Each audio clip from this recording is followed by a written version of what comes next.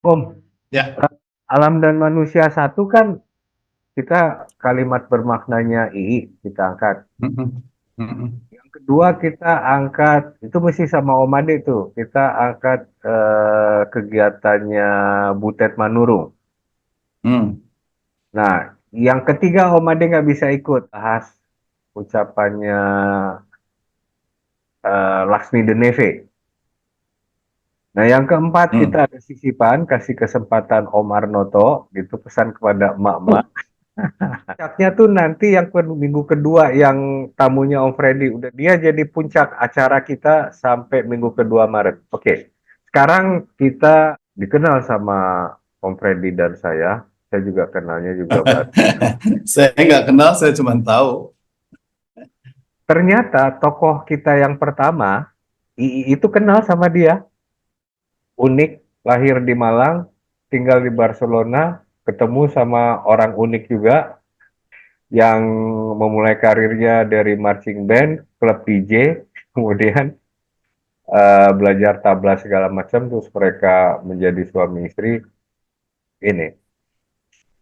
Terus proyek Arka Kinarinya itu, kita udah pernah bahas proyek Arka Kinarinya, tapi bukan sikul alam dan manusia, dan Om Freddy sudah mengupasnya. Nah, sekarang kita mau membahas ucapan dia yang ini. Jadi tema kita kan hubungan manusia dengan laut ya. Kali ini kita ngobrolin soal manusia dan laut. Ah, ya, tadi udah diceritain ya siapa dia, latar belakangnya dan keunikannya dia udah pernah kita bahas di tayangan musik waktu itu. Nah, sekarang Mm-mm. ini ucapannya dia. Kita itu kan negara maritim ya, tapi itu hanya jadi cerita saja. Kalau misalnya kita tidak mulai pergi ke laut dan cek dan recheck apa yang terjadi sebetulnya di sana itu bagaimana gitu. Kenapa kita harus takut kepada laut? Kenapa tidak kita naikkan levelnya menjadi hormat kepada laut? Hormat kepada laut, Bukan takut, berani ya. bukan berani, Jadi bukan berani, bukan takut, tapi respect hormat, respect. kepada laut. Menarik sebetulnya, memang menarik yang disampaikan oleh Ruth ini ya, mengenai kita nggak boleh takut, tetapi harus juga bukan berani. Jadi lawan kata takut kan biasanya berani, tapi ini kita jangan takut, tapi sebaiknya kita hormat. Dan kalau menurut memang ada masyarakat yang takut sama laut ya. Kalau ngelihat dari tempat wisata pantai, itu kayaknya rame-rame aja, nggak ada yang takut sama laut. Jadi nggak apa namanya, takut yang dimaksud itu apa juga mestinya agak lebih jelas gitu, karena kita nggak lihat gitu ya. Saya terutama nggak lihat gitu ada eh, istilah takut di masyarakat ke laut gitu. Ya tentu saja takut pada saat kemudian ada bencana laut ya yang berkaitan sama laut seperti tsunami atau air bah yang kemudian berlebihan gitu. Tapi selebihnya pada saat laut tenang, tenang saja, kita atau saya gitu nggak pernah dengar ada rasa takut. Tapi kata yang kita hormati itu memang menjadi menarik gitu. Kita harus hormati laut gitu. Seperti halnya kita menghormati alam semesta ini juga, karena kita bagian daripada alam semesta. Gitu. Mungkin kita mulai dari Omade karena saya sering banget ke Bali gitu ya.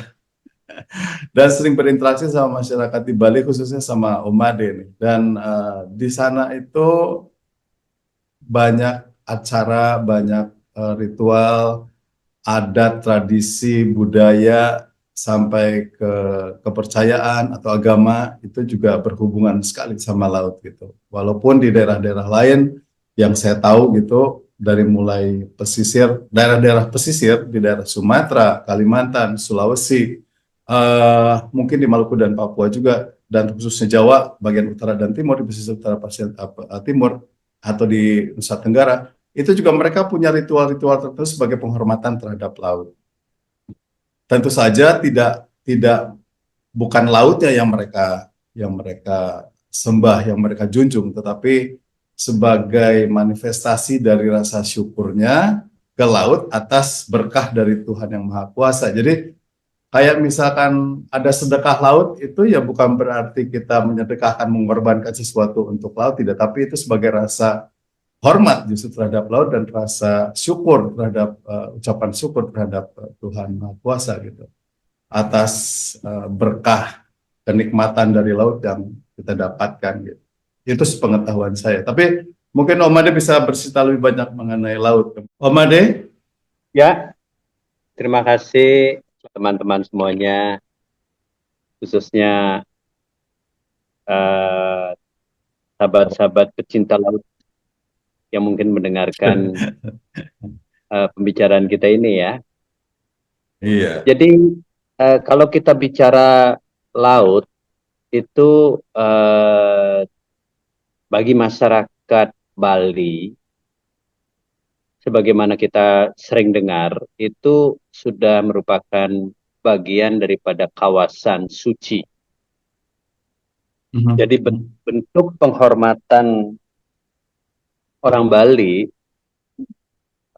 terhadap laut itu adalah menjadikan laut itu sebagai kawasan suci, dan oleh karena itu kita bisa lihat wujudnya itu dalam bentuk pura-pura yang dibangun di pinggir laut, sebagai wujud daripada kepercayaan atau keyakinan orang Bali bahwa menjadikan laut itu sebagai kawasan yang suci yang patut dihormati. Nah, kemudian kita juga melihat bahwa ada banyak upacara-upacara di Bali juga tidak akan terlepas dari wujud daripada penghormatan orang Bali terhadap laut. Salah satunya itu adalah kalau kita pernah mendengar namanya istilahnya melasti. Melasti itu adalah salah satu upacara untuk pembersihan pada dasarnya, itu untuk barang-barang suci atau pusaka suci yang ada di pura-pura yang disebut dengan pratima. Jadi pratima ini perlu dibersihkan, disucikan sebelum upacara yang dilakukan di sebuah pura besar biasanya. Nah, itu beramai-ramai masyarakat Bali itu kemudian datang ke laut, ya. Kita sering melihat sampai ada ratusan bahkan mungkin ribuan orang akan berjalan dari tempat jauh menuju laut gitu. Itu salah satunya lagi. Nah, berikutnya ada juga laut itu sebagai bagian dari upacara ngaben, ya. Jadi upacara ngaben itu adalah upacara yang sebenarnya menyucikan mengembalikan tubuh jasad atau jasad manusia itu yang terdiri dari tubuhnya, terus kemudian rohnya termasuk di situ, itu adalah ke laut juga. Jadi acara ngaben itu sendiri mulai dari membuang abu jenazahnya itu ke laut, kemudian laut juga yang dijadikan untuk proses penyucian daripada roh sebagai bagian daripada upacara ngaben itu sendiri. Kemudian ada juga dalam kehidupan sehari-hari itu masyarakat Bali juga melakukan acara melukat ke laut. Itu membersihkan diri kalau umpamanya kita habis mengalami sakit, kemudian sekarang kita mulai agak sembuh atau proses penyembuhan. Dalam proses penyembuhan itu juga laut merupakan bagian daripada acara atau upacara yang kita sebut dengan melukat atau pembersihan diri. Nah, kalau kita lihat demikian, maka kalau kita hubungkan lagi dengan keyakinan atau secara ilmiahnya memang banyak dibicarakan kan, 70% daripada tubuh manusia ini kan terdiri dari air. Dan alam semesta ini juga demikian. Sehingga ada keterkaitan antara tubuh kita sendiri dengan alam semesta gitu. Jadi tubuh kita sendiri sebagai mikrokosmos, sedangkan alam semesta ini sebagai makrokosmosnya. Jadi kalau kita ngelihat ke dalam lagi, maka lantas bisa kita hubungkan lagi itu adalah dengan unsur-unsur kesehatan, ya. Nah, sebagaimana kita ketahui untuk kita bisa sehat, salah satu sumbernya kan pasti oksigen yang bersih. Dan oksigen itu saya pernah membaca atau mendengar penjelasan-penjelasan dari ilmuwan bahwa oksigen itu sebagian besar itu berasal dari laut, dihasilkan dari laut, selain daripada tumbuh-tumbuhan dan maksudnya tumbuh-tumbuhan yang ada di laut dan tumbuh-tumbuhan yang ada di darat. Jadi sebagian besar justru dihasilkan dari laut, sehingga tumbuh-tumbuhan yang di laut ini harus kita jaga sebagai bentuk daripada penghormatan kita kepada laut. Kemudian kita bisa melihat lagi laut itu sebagai sumber boleh dibilang makanan dan nutrisi. Jadi ikan-ikan dihasilkan dari sana, rumput laut dihasilkan dari laut juga, semuanya itu menjadi sumber nutrisi. Sebagaimana kita ketahui, ikan itu adalah sumber protein, sumber omega 3 dan segala macam. Nah ini kalau kita lihat sekarang, saya mengikutinya itu banyak sekali kita kekhawatiran para ilmuwan karena laut ini sudah terkontaminasi dengan plastik kan, sampah-sampah yang kita buang selama ini, sehingga mengganggu kehidupan pertumbuhan di laut itu sendiri, baik itu ikannya maupun tumbuh-tumbuhannya. Dan kemudian plastik-plastik atau mikroplastik ini dimakan sama ikan, kemudian merupakan bagian daripada daging mereka, kemudian daging itu kita makan. Bisa dibayangkan risiko atau bahaya yang kita akan hadapi ketika kita tidak memperhatikan masalah ini. Jadi itu respect kepada atau rasa hormat kita kepada laut yang tadi diungkapkan oleh ahlinya tadi atau pembicaranya, saya pikir itu sangat penting. Nah kemudian jangan lupa laut ini juga merupakan kalau menurut saya destinasi dari wisata kan, atau apakah itu termasuk di situ adalah olahraga. Jadi karena dia merupakan sumber oksigen terbaik, maka laut itu biasanya dijadikan tempat, bagaimana kita tahu di Sanur atau di Kuta sekarang dibuatnya jogging track yang panjangnya 10 kilo dan segala macam, supaya masyarakat ini bisa, atau turis atau wisatawan ini bisa berolahraga di laut, di pinggir laut. Dan itu beda sekali kalau bagi mereka yang sudah terbiasa lari, itu akan bisa merasakan perbedaan lari di perkotaan dengan di pinggir laut. Itu pasti beda sekali rasanya karena oksigennya juga mendapat kita di pantai. Kemudian belum lagi kita bicara olahraga laut yang lain seperti parasailing dan segala macam yang kita lihat, menyelam, terus kemudian banyak lagi surfing ya, yang juga sebenarnya memberikan kehidupan banyak sekali kepada kita. Kalau kita bicara wisata laut, di samping juga para nelayan dan kemudian mereka yang menikmati kehidupan dari laut, termasuk itu adalah para petani rumput laut. Belum lagi kita bicara itu adalah mutiara di laut yang sebagaimana kita ketahui di Lombok atau sebelahnya Bali, termasuk bagian Bali bagian timur di Karangasem juga ada. Saya rasa itu hal-hal yang bisa saya sampaikan terkait sama betapa pentingnya laut bagi masyarakat Bali, dan betapa pentingnya kita menaruh respect, menaruh hormat dan cinta kepada laut. Itu saya rasa yang bisa saya sampaikan, teman-teman. Barangkali ada yang menambahkan. Ya, menarik banget. Ya memang secara alamiah manusia itu berkembang dari pesisir. Kalau kita baca sejarah-sejarah gitu ya, berkembang pasti di pesisir. Kota pesisir pasti dulunya besar gitu. Perkembangan peradaban itu dari pesisir. Di Mesir pun peradaban orang meyakini bahwa dari peradaban bermula dari Mesir. Itu juga dari pinggir laut, pinggir sungai gitu.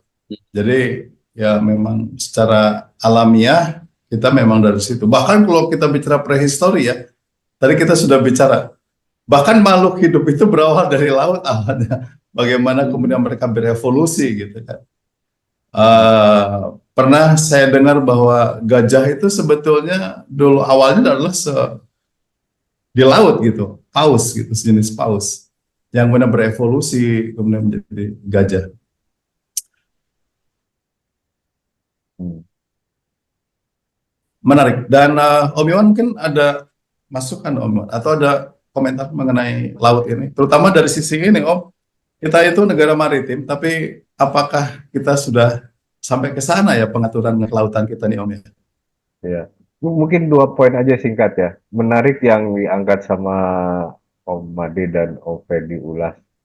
Jadi from dust to water, bukan dust to dust, karena memang sejarahnya pusat. Nah, ininya semua dari laut. Dan mengenai masyarakat pesisir, jadi bahkan sejarah Laut Tengah itu perkembangan di Mesir pun di Alexandria, dan pertukaran kultur itu juga terjadinya di pesisir, mulai Benar. ada hubungan Roma dengan Mesir, kita nonton filmnya, dan Ya. ya itu juga di pesisir di Alexandria. Nah, kita negara maritim bener. Saya pernah diajak, ayah saya kebetulan seorang nakoda, pernah ikut belayar, dan pada saat kita di Lautan Pasifik, kerasa banget almighty-nya, betapa kecilnya kita ya. 360 derajat yang kita lihat cuma horizon. Di situ mungkin yang Om Freddy bilang, saya tahu memang ada orang yang takut naik kapal. Seneng pantai. Hmm. Mungkin 99 orang seneng main ke pantai, tapi begitu diajak naik kapal, mungkin 50% takut. Saya senang sebagai anak kecil, tapi saya punya perasaan takut juga pada saat di tengah-tengah Pasifik kita cuma ngelihat horizon. Nggak ada pulau, nggak ada kehidupan lain.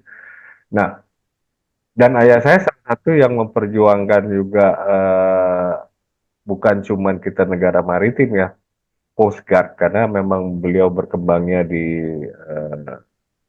Direktorat Jenderal Perhubungan Laut. Sampai saat beliau meninggal, bahkan beliau udah bikin paper, submit ke pemerintah segala macam, nggak tercapai cita-cita beliau bahwa Coast Guard kita itu bisa seperti di Amerika, punya armada helikopter, punya speedboat, bisa Hmm. kemampuan mengejar, jadi mengejar para penyusup, para pencuri ikan segala macam, Hmm. kesampaian.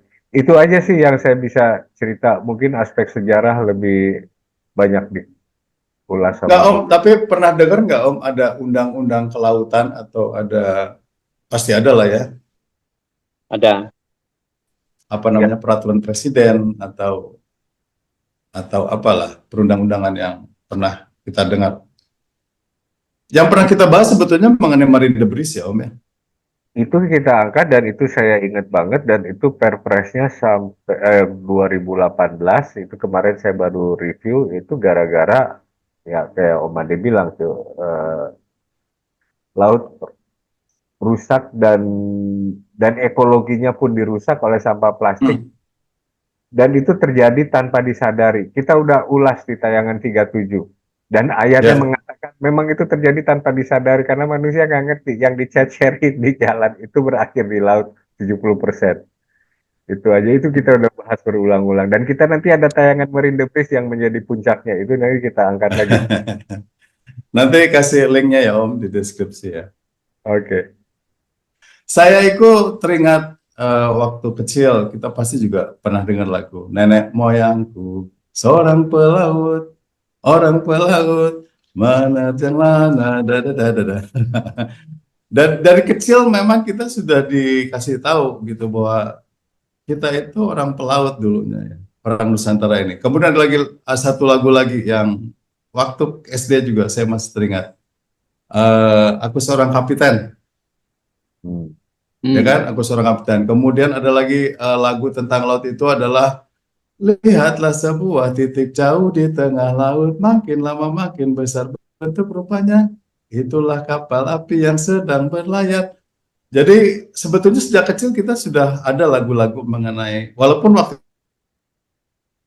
itu saya tinggal di Bandung ya, jadi jauh dari laut sebetulnya, mau ke laut ke Pangandaran di selatan Jawa aja butuh waktu 6 jam. Tapi gambaran-gambaran mengenai laut itu nampaknya sesuatu yang heroik gitu. Bahwa nenek moyang kita itu pelaut yang gagah berani, yang sudah ke mendunia. Dan memang secara sejarah kita itu sudah sejak kita bicara Nusantara ya, saya nggak bicara dunia ya. Kalau dari dunia itu bahkan sebelum sebelum Masehi, 500 tahun sebelum Masehi, Persia sudah menyerang Yunani dengan kapal-kapal. Kemudian di tahun 300 tahun 500 bangsa Skandinavia dengan Viking ya, dengan bangsa Viking yang terkenal itu juga terkenal dengan apa namanya, kapal-kapal Viking ya, yang menyebar luas ke daerah Nordik gitu, bahkan sampai nyebrang ke Amerika segala melalui Siberia. Nah, kalau di Indonesia sendiri, sebetulnya sudah sejak zaman kita mundur ke zaman Sriwijaya lah. Zaman Sriwijaya itu berarti sekitar abad 7 ya, abad 7 gitu. Sriwijaya sudah terkenal sebagai negara dengan kekuatan laut yang luar biasa, dengan kekuatan pasukan laut yang luar biasa. Bahkan dikenal sekali oleh para pendatang dari luar sebagai negara dengan pelabuhan terbanyak. Artinya abad 7 itu kita sudah menguasai laut gitu. Kemudian maju lagi ke ke Majapahit misalkan. Di abad 13-an gitu. Di Tuban itu dulu sangat populer sebagai pelabuhan ekspor terbesar di Asia, kawasan Asia Tenggara, khususnya di negara binaan atau negara bukan jajahan, negara teritorinya Majapahit lah. Itu sudah terkenal. Jadi apa ya? Sejak abad 7 terus kita terkenal dengan kemaritimannya gitu, dengan kekuatan maritimnya. Di abad 16, mungkin Om Iwan sama Om Ade juga pernah dengar yang namanya Ratu Kalinyamat. Dia Bupati Jepara, ya, Bupati Jepara, yang baru tahun 2023 lalu bulan November mendapatkan gelar pahlawan nasional. Ratu Kalinyamat ini, yang oleh Portugis dibilang sebagai wanita terkuat, wanita pemberani dan kuat dari Jepara gitu. Dia salah satunya adalah beliau mengirimkan 4.000 kapal ke Kesultanan Malaka dalam rangka membantu Kesultanan Malaka melawan Portugis. Makanya dia ditakuti oleh Portugis. 4.000 kapal pada saat itu. Berarti luar biasa banget kan kekuatan maritim pada saat itu. Hubungan masyarakat Nusantara dengan laut itu udah sangat luar biasa. Kemudian dari Makassar, saya pernah suatu saat ke Northern Territory di Australia. Di museumnya itu ada kapal punyanya orang Bugis. Bahkan di sana dicatat beberapa kata-kata Bugis itu diserap oleh bahasa aborigin di sana. Itu saking apa nih? Saking luar biasa ininya gitu. Ya bagaimana mereka mengarungi lautan ini, bagaimana mereka menguasai, bagaimana nenek moyang kita betul-betul menguasai kemaritiman di Nusantara pada saat itu gitu loh. Sempat sebutkan laut ini menjadi sarana bagi pertukaran perdagangan, pertukaran budaya. Indonesia ini punya berbagai macam etnis ya karena laut itu, karena perantaraan laut itu tadi gitu. Hubungan manusia dengan laut memang sudah nggak bisa dipisahkan. Gitu. Secara fitrahnya memang orang pertama mendarat pasti ke pesisir pada saat itu gitu ya. Perkembangan agama, perkembangan budaya, asimilasi budaya dan tradisi, seni itu juga semua dari laut. Jadi nggak bisa lepas. Tantangannya sekarang adalah bagaimana kita menjaga sesuai dengan yang tadi disampaikan oleh Pak Made juga, bahwa kita harus menghormati laut, betul kata siapa tadi namanya, Mbak siapa, Novi ya, Nova Ruth. Mbak Nova ya, Mbak Nova mengatakan kita harus menghormati laut, sangat benar, dan tidak hanya menghormati tapi kita juga harus mengembalikan kejayaan kita di laut gitu, orang-orang Indonesia ini gitu loh. Karena sudah sejak abad 7 kita populer gitu ya, sebagai negara maritim. Menggantikan fungsi laut paling nggak sebagian Om saat ini. namanya internet, pertukaran Ah, budaya, internet, oh sekarang yang menggantikan internet ya. pertukaran budaya segala macam, bahkan pertukaran agama segala macam bisa lewat internet. Tapi Iya, ngomong iya, iya, bisa aja. bangsa Nah, Viking, makanya tetap aja Om, kalau di dunia internet judulnya berselancar kan? iya makanya Ah, jadi selancar juga tetap menggunakan air. Jadi dianggap memang, berselancar. nah cuman memang tantangannya sekarang bukan pertantangan lah. Pertanyaannya adalah selama ini yang kita bahas adalah mengenai manfaat-manfaat laut gitu. Kita selalu memanfaatkan laut. Kita selalu membicarakannya itu mengenai unsur ekonomisnya, unsur perdagangannya, unsur bisnisnya apa yang terjadi dengan laut gitu. Apakah Bahkan kita di level PBB pun bicaranya forum-forumnya bagaimana kita menata laut, tapi ujung-ujungnya adalah untuk peningkatan ekonomi. Bagaimana menata laut ujung-ujungnya untuk perdagangan dan lain sebagainya gitu. Jarang yang membicarakan mengenai, atau saya yang nggak dengar ya, mengenai bagaimana mempertahankan ekosistem laut gitu ya oleh grup besar dunia ini gitu, supaya kita tidak ragu-ragu lagi makan ikan yang sudah terkena nanoplastik, mikroplastik dan lain sebagainya gitu. oh, itu ada Itu tuh mungkin challenge-nya. udah jadi plastik treaty yang lagi disiapin di PBB itu dasarnya adalah marine debris. Bahkan kerjaan yang Om Syahrir ngajak saya itu juga itu arahnya ke plastik treaty yang sustainable package. Mm-mm. Tapi Om Freddy Tapi ngomong, tetap tapi "Hmm, tetap Om, plastik treaty itu ujung-ujungnya adalah supaya ikan yang berkembang baik sehingga bisa dipanen gitu. ya ya ya memang. Om Freddy ngomong soal bangsa Viking, saya jadi ingat ada satu bangsa di pulau kecil, mungkin di bagian selatan Italia yang saat itu kerjanya ngehajarin tentara Romawi. Bangsa itu jumlahnya nggak banyak. Ingat nggak Om? Saya lupa nama Spartan maksudnya. saya lupa nama bangsanya, tapi dia nggak jauh dari Italia. Ya, tokohnya saya ingat banget, Asterix dan Obelix. Siapa? Itu bangsa Gaulia namanya Om. Oh, bangsa Gaulia. Mereka keturunan Ya, Viking kayaknya Om. Bangsa Galia, keturunan Viking ya. bangsa Galia Galia itu ya. keturunan Viking. Cuman lebih Dan dia bangsa yang ditakuti oleh Roma. Oleh Romawi maksudnya. cuman Tapi itu di gara-gara itu potion yang ditemukan nama itu tapi jadi di komik gitu. Nah, kembali ke pembicaraan Mbak Nova tadi, kita harus naikkan level kita menjadi hormat kepada laut. Nah, saya lebih memiliki dulu ya, rasa memiliki dulu lah. Kita harus punya rasa memiliki gitu, bahwa kita punya sekian besar wilayah lautan gitu loh. Wilayah Raja Ampat itu Amazonnya lautan. ya. Jadi kalau kita bicara hutan, itu Amazon lah yang kita paling paling apa namanya paling sering dengar, hutan yang kaya raya gitu ya, berbagai macam flora faunanya gitu. Nah, Raja Ampat ini yang ada di Indonesia ini itu adalah Amazonnya lautan. Jadi ada berbagai macam spesies yang hanya ada di Raja Ampat, dan di Raja Ampat ini sudah mewakili 60% dari spesies-spesies biota laut yang saya pernah dengarkan, luar biasa banget gitu loh. Nah, bentuk penghormatan ini apa? Selama ini kan kita cuman mengambil manfaat dari laut nih. Apa manfaat laut? Laut bagaimana kita mengeksplorasi, bahkan dieksploitasi gitu. Cuman apa yang sekarang kita harus berikan kepada laut gitu. Ya, secara sederhana, yang paling sederhana yang bisa kita lakukan adalah mengelola sampah kita sendiri. Oh ya, ini Om Wade terpaksa minta maaf, harus izin segera meninggalkan obrolan